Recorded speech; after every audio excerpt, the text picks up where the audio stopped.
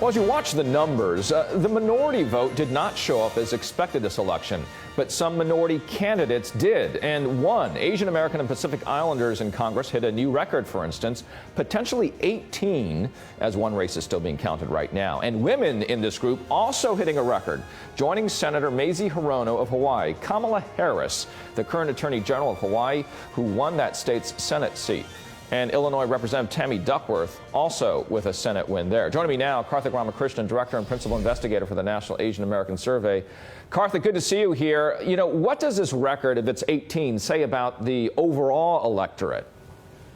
I think what it says, Richard, is that we are at a historical moment. Now, the election surprised.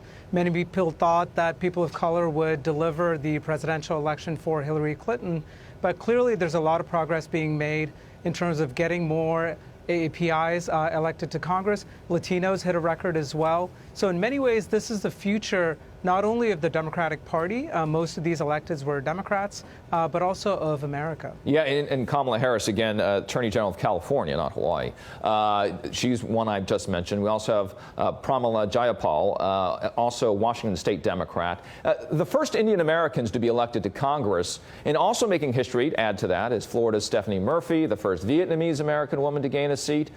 When you look at API candidates and how they've done well in these elections, they've done well in districts with actually very few minorities consistently. Yes, and that's different from the Latino and African American populations, Richard. For those populations, members of Congress typically come from majority Latino or majority black districts. For Asian Americans, I think it brings up this question of representation. We've seen a lot of talk this year about representation of Asian Americans in the media, people saying there's not enough representation there, not enough representation in corporate boards.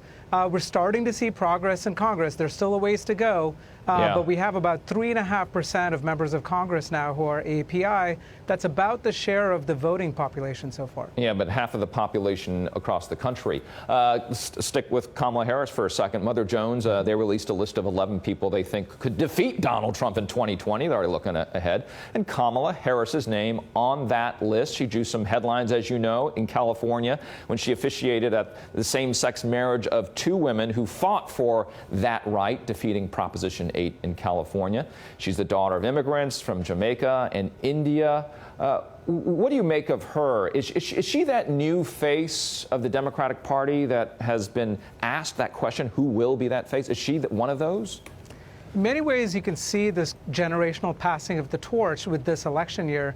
And Kamala Harris represents not only the potential future of the Democratic Party. She is multiracial. Barack Obama was as well, but her dad is Jamaican, her mom is Indian American, and I think in many ways represents what this country is becoming. California is already ahead of the curve, and we'll start to see that diversity in the rest of the country. Yeah, and we were talking about Asian American women in Congress, that being a record. But in all fact, and we put it all together here, women did not gain or lose in the total count for January. But women of color, as I mentioned, did make history. Record 38 will be serving in Congress, down ballot. Glass ceilings have been shattered as well. This despite Hillary Clinton at the top of the ticket not winning. What do you make of women of color in Congress and their success so far? Well, when you look at the Democratic Party, the so-called gender advantage that they've found in terms of voting has been concentrated among women of color. So it's not surprising that when you're seeing advancements in terms of women and representation, a lot of that in the Democratic Party, at least, is coming from women of color. But I think it'll be exciting to see. In addition to all of the history making that's happening, this is the most ever Indian Americans that are getting elected to Congress. And in many ways, you can see that in the population trends. Indian Americans are fast growing. And so I think we'll continue to see more Asian Americans, more Pacific Islanders, and more women of color, Latinas, African American women, Asian American women, inspired by these examples to run. Yeah, Indian Americans, Korean Americans certainly doing well, not only in politics, but also in media. That's a whole other segment. You and I will have to discuss that one. Karthik Ramakrishnan from UC Riverside, thank you so much, sir. Thank you, Richard.